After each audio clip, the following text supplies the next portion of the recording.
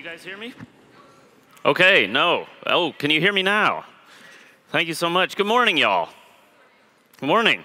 So let's talk about self-exploitation on today's internet. I want to start with a little bit of transparency. Transparency is one of the main marketing strategies of personal storytellers. And I'm a personal storyteller, and I use transparency to try to connect people by overwhelming them with personal information.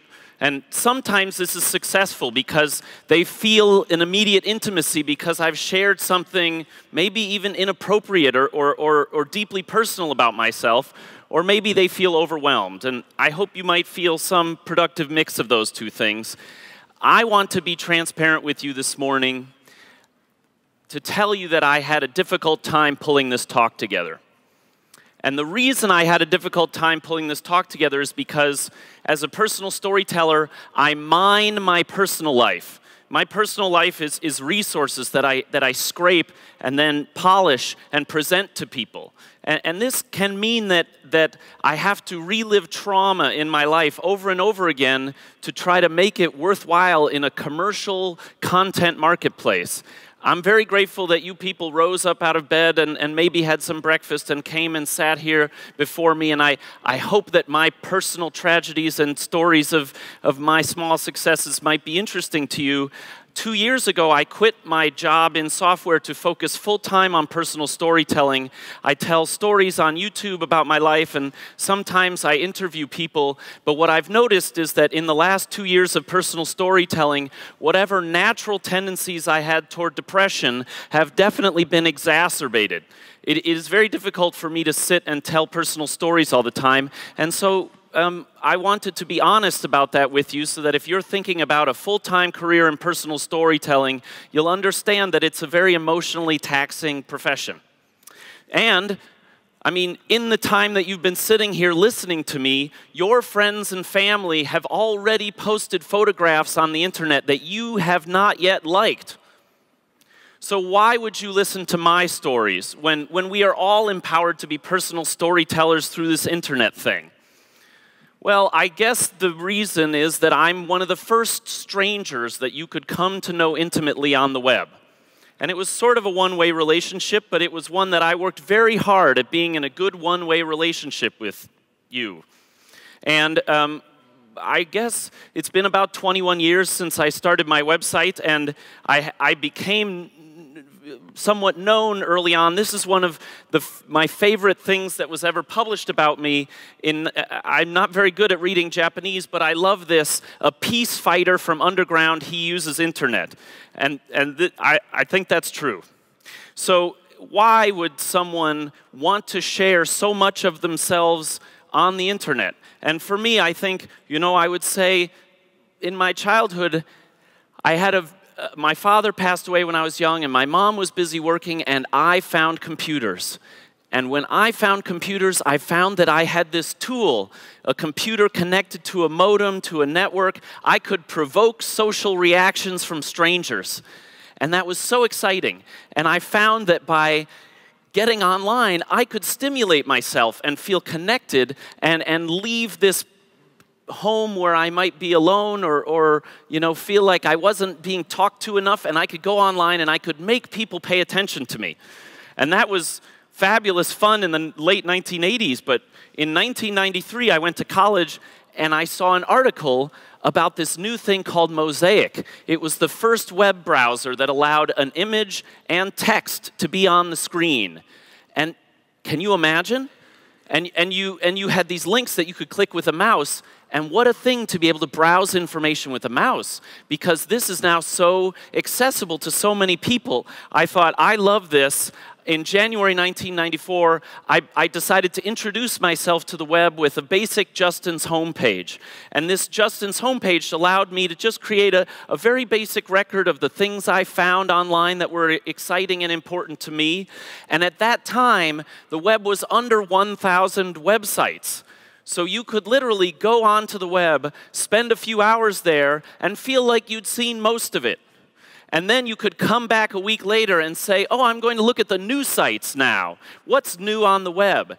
And I loved it. I loved the web so much, I kept records of all the things I saw, and I turned my site into Justin's Links from the Underground, a collection of sites. And because I was 19 years old and, you know, sort of horny a lot of the time and psychedelically curious, a lot of what I kept track of was freaky stuff. So Justin's Links from the Underground. And the fact that I was able to get people to visit my site and actually look at these links made me feel like I had an audience for my personal story. And so I created an autobiography using the structure of the web so that, you know, my mom was one page, and my school was another page, and the hometown I grew up in, and my childhood bedroom with photographs. Each of these things could be its own page linked together. And I began to create an online autobiography where I just said, I'm going to use this web to just say all kinds of stuff. And yes, some of it was very boring, like maybe posting some of my school papers. They're still there. They get worse over time.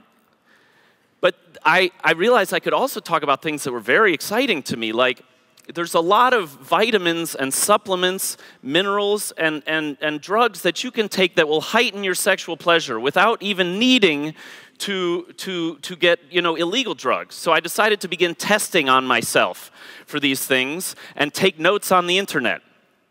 I caught a sexually transmitted disease through all my experimentation, and I decided to write frankly about that because, you know, if you're too playful in the wrong ways, this could happen to you. Fortunately, mine was curable. I also very much enjoyed taking acid, and so I decided to keep a journal of how many, you know, how much of a dose I took and how strong it was and what happened to me and who I took it with and what we did, and I kept this trip journal on the web.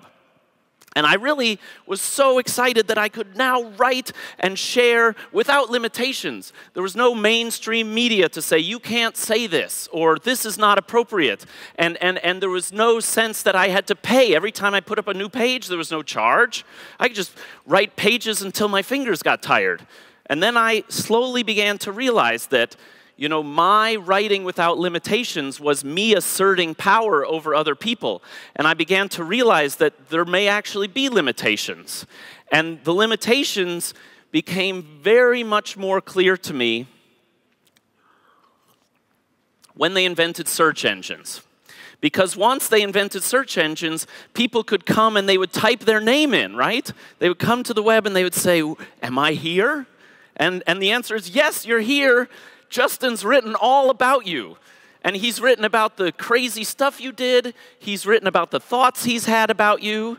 And these people would contact me and they would say, oh, this internet is so sad. You have made this internet a very unhappy place for me because of all the personal sharing you have done about the weird stuff you like. And you have used my name and you have told stories about things we did. And I had to think a lot about what was important to me, that writing without limitations was important to me, but human relationships were even more important to me. And over the course of being a writer on the web, this choice between asserting my own power and privilege or honoring the community and relationships I had was something that I learned an enormous amount about. So I wrote on the web when it wasn't really a mass medium. When I started, there weren't a lot of people up there. But I had a mass audience. In January 1995, I had 27,000 daily readers. So, you know, that's a pretty good number of people to look at your webpage. It's actually kind of astonishing to have been 20 years old and to have be holding on to this attention hose, you know, that I can point at things and people would look at them and know about them. And I think a lot of these people came to look at my website because they knew I would give them sex links. And they would be like, oh, he can tell me where the new sex sites are on the internet. And people, and I couldn't keep up because there was so much growth and change on the internet. So my readers were sending me sex links. And then I would post those sex links. And what happened is that people began to use my traffic fire hose, my attention hose, to point it at people to be cruel and to be mean and to play bad jokes. And I realized that I didn't want to be I didn't want to do that. I didn't want to hold an attention hose that people could use for cruelty. So I took down my sex links and I immediately lost 20,000 daily readers. That's just fine. I mean, for me, it was not like a power game where I was trying to get as many people as possible to like me, although I did want attention, but I still had 7,000 people a day paying attention to me. And you know what I realized when I first got online, I was so excited that I had this ability to publish. And then over the years, into 2000 and beyond, it became more of a responsibility, which is actually spelled this way. And this idea that, you know, what started out on the internet as a freedom to share, there's become almost like a peer pressure. So if you look at personal sharing online, when I first started, I thought everyone should have the right to share of themselves online, and if we all are very honest and very transparent and we all go and we tell very deep and personal stories, we will build empathy. We will connect with each other. We will feel less alone. We will understand our neighbors. We will believe in people halfway around the globe. It will be like we were promised humanity could be if we all held hands all the time. And then I didn't need to say that anymore, because by 2000, I didn't need to say you should have the ability to publish online, because you kind of could. By 2000, if you were in the developed world and you had a computer, you could get on the internet and, you know, type up a weblog on Blogger or Movable Type and use some service to put yourself out there. And then after a few years, something called Facebook and MySpace launched, and suddenly it's no longer like you have the possibility to participate in this network, you have the expectation. You aren't on the internet. That's a conscious choice. You've made a choice not to share yourself on the internet? That's strange. Why aren't you there? You're missing out on this global party. There's something you're judging us by not being there. It became something else, and now to the point where I think it's almost become a career. I believe that, you know, if you are a young person and you are entering a field that involves media and communications in any way, then you are expected, at least in the United States, you are expected to have a profile on LinkedIn, on Twitter, on Facebook, somewhere. People want to be able to go online and understand that you have a reputation, you have a body of work, you have a personality. And if your work is in media communications and it involves mixing the business and personal, then you absolutely have this very strange obligation to perform as a personality on the internet. What a weird time we live in.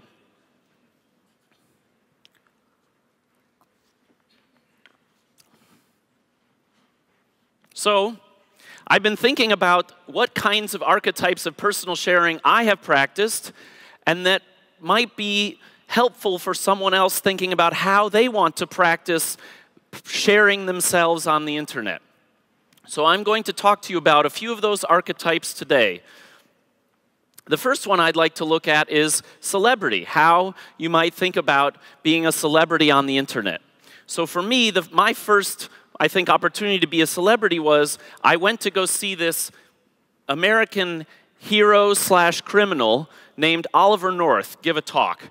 And he got in trouble for helping sell drugs and money and guns and things with taxpayer dollars, and he's very conservative, and I was not so conservative, and I went to go see him give a speech, and I took a piece of marijuana paraphernalia, and I got him to sign it. And I took this piece of marijuana paraphernalia and the photograph, and I put them on the web, and certain people really liked it. And they put it in newspapers, and they said, he's got this guy, and this guy's funny and provocative, and you should look at his site. And plus, I had all these things about, you know, all my crazy interests, and I just said, you know what, I'm going to be very transparent. I'm going to post naked pictures of myself, you know, 10 years apart.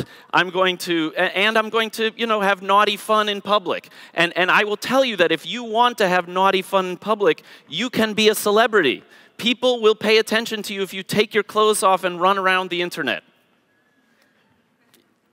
By 1998, I had graduated college, and I needed to find a way to sustain my life. And I never felt like all the traffic I got, I never felt like I could run paid advertisements, because if I was writing about my passions and I was writing about my friends, I couldn't really charge. I didn't want to say you should buy, this bread or this beer. It didn't seem like a match. So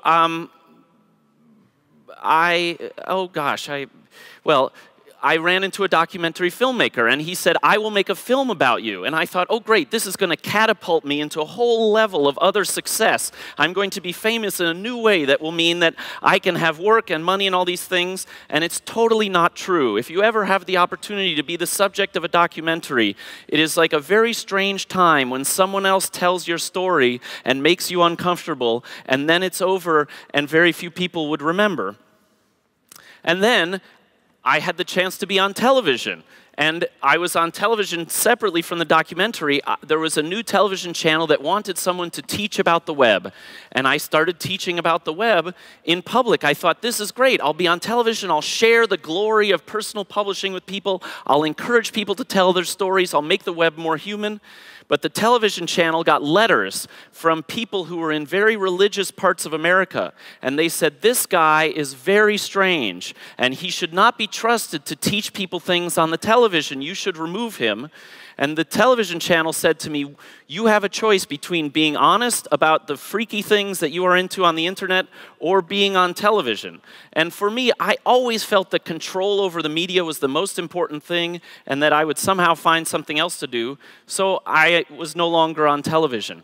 And that was a sad choice, but it was, the choice that I made because it was more important to me to have this truth and whatever I thought truth was. And there's another example of someone else who's practiced a difficult truth. We Live in Public is another documentary about someone experimenting with the internet.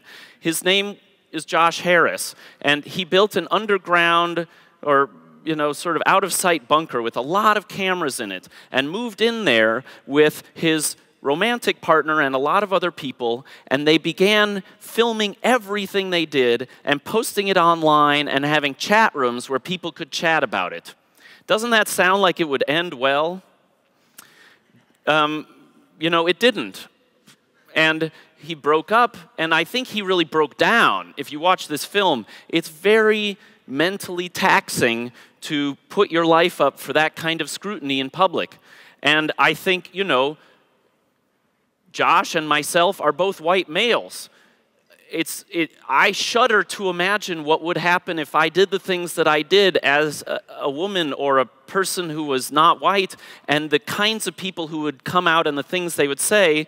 Today, we all have the opportunity to experiment with these things. And there are services like Periscope and Meerkat that have burst into visibility in the last 5 months, where people, post under their Twitter handles. They sort of say where they are and what they're doing, and then people can leave comments. And so you get live comments from anyone who's on the internet about what you're doing. And I can tell you from personal experience, this can be extremely weird. So I started in 1996. I began a practice of daily weblogging. Updating the front page was something new in my life, and it was usually, it was something mundane like what I ate, but it was also like I found someone, I fell in love, we had a fight, we broke up. I described the course of my relationships, my work, all these things. I was transparent in my writings, so that by 2005, I was entering another relationship, and I posted about it enthusiastically on the internet. And someone had done their homework. They had read prior web pages. They had formed very informed opinions about my prior relationships, and they told me that.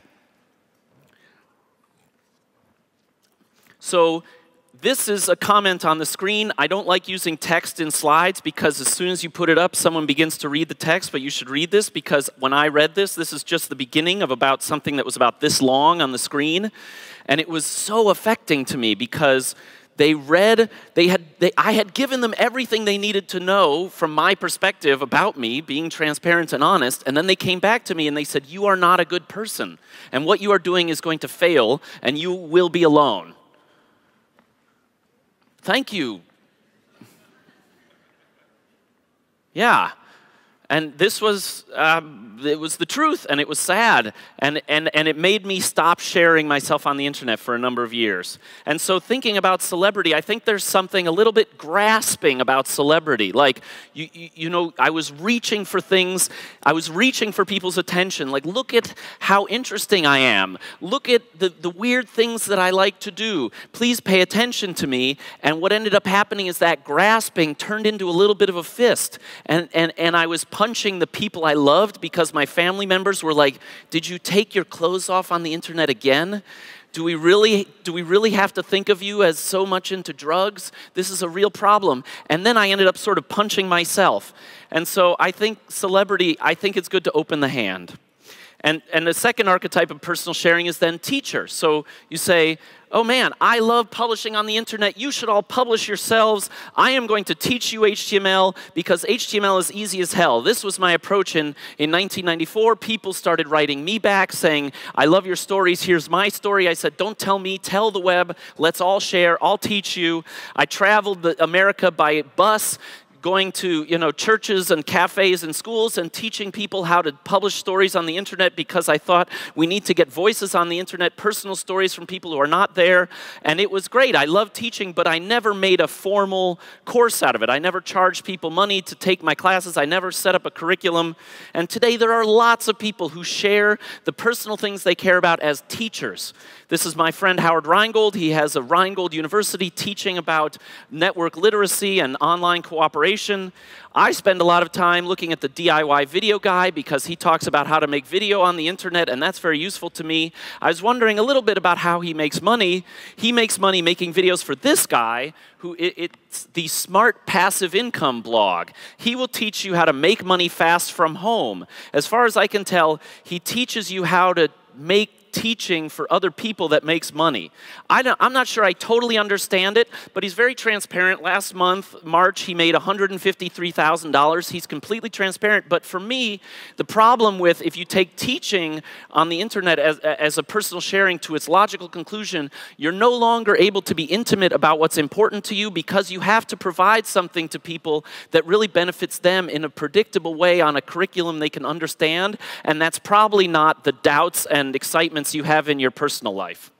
So looking at a third type of archetype of personal sharing, activist.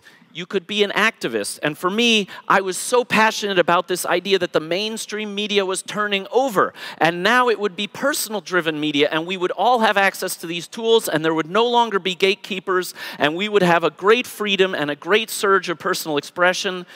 The United States government attempted to pass something in 1996 called the Communications Decency Act, which might have prevented me from putting my genitals on the internet, so I spoke out against that. And so, you know, you can take the things that are important to you and speak to them from your personal heart of what's important to you and share that personal content as an activist. A great example is a woman named Anita Sarkeesian, who has done a lot to raise awareness about the way video games portray women in ways that are probably damaging to our society's fabric of cultural inclusion. Now, there's a great risk that when you put yourself out at the front of a cause as an activist, you become a target for people who want something to hate. And I am so sorry for the amount of hate that she has received. As our last speaker mentioned, yes, it's not appropriate that you should be an activist and be hated, but you should know that that's the risks. Myself, I'm a little too wrapped up in my own trauma and trying to figure out what's wrong with me for me to have a cause at the moment. So the last archetype of personal sharing that I look at is what I call healer. And you know, so if you look at the internet with all the other people on the end of it, did you know that a lot of people on the internet are suffering? And that maybe you could help them. So there's a college student in Detroit who saw a story about this guy, James Robertson. This guy does not have a car in Detroit, and Detroit has a not very good public transit system. He walks 21 miles to work every day, 5 days a week. I don't know how many kilometers that is, but it's an awful lot. It's like 250 kilometers a week. And so he said, let's help James Robertson get a car. And he got 13,000 people to give this guy $350,000. Isn't that amazing? He helped James Robertson. Well, sort of. James Robertson is now in hiding because he's gotten death threats because people have seen how much money he got and they want to attack him or take it from him. So I think it's very difficult to use the internet to help people, even if you want to be a healer. In my case, I've gotten some emails that make me feel like I've been effective at being a healer. This email came to me in 1996.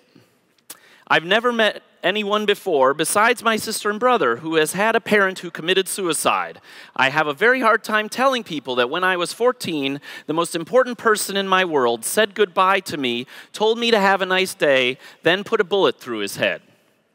So my father committed suicide, and he was an alcoholic, and when I began writing on the web, my challenge of dealing with that fueled so much of my early writing. And I was 19, I was 8 when he died, and I was 19 when I began writing on the web, and I'm now 40. So I'd like to think I have news stories. Sometimes when I give talks about my time on the web, I open up and I say, my dad committed suicide and he was an alcoholic, and I've wrestled with that as a way to set the stage to let you know that I'm intense. But I think that I'm trying to have a news story, something that's, I don't know what. It says that I've healed myself and maybe healed other people, but when I look back at my history on the web, I don't know that I'll ever do anything that will affect as many people as just coming out in public and saying, my father killed himself, because the emails I get tell me that too few people know that they are not alone in suffering from that kind of trauma. So maybe you have some trauma that you could share in some respectful way that would help other people feel less alone. So because when people come to me with this kind of email, it's very affecting to me, but I don't have like a religious tradition that I can say, oh yes, thank you so much for understanding my story, and my story is the gateway to this old truth written in this dusty book. I don't have anything like that to share, to tell people what the next step in sort of accessing wisdom is, because I think there may not be any true wisdom, except this. There's a guy named Ikkyu who was a poet in Japan about 600 years ago. And he has a number of fabulous poems. This is an excerpt from one of them.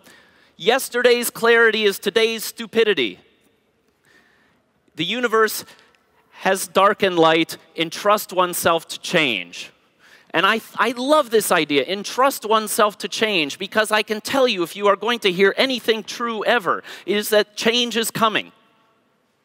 There is going to be change, and we don't know what it is. So if you are thinking that how can you serve the web and still keep your soul intact and still be in relationship with people, is it by being a celebrity, a teacher, an activist, or a healer?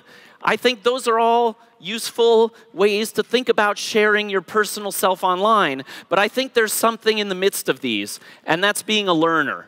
Because if you are willing to show in public that you are humble, that you do not know the truth, that you are struggling for an answer, and that you are trying whatever you can to learn, then you can connect with other people who also have doubt and also don't always look so great on social networks and want to feel like they're maybe having a chance to be a part of a community to make the world a better place. So I would say to you today, let's use the internet to learn in public. Thank you.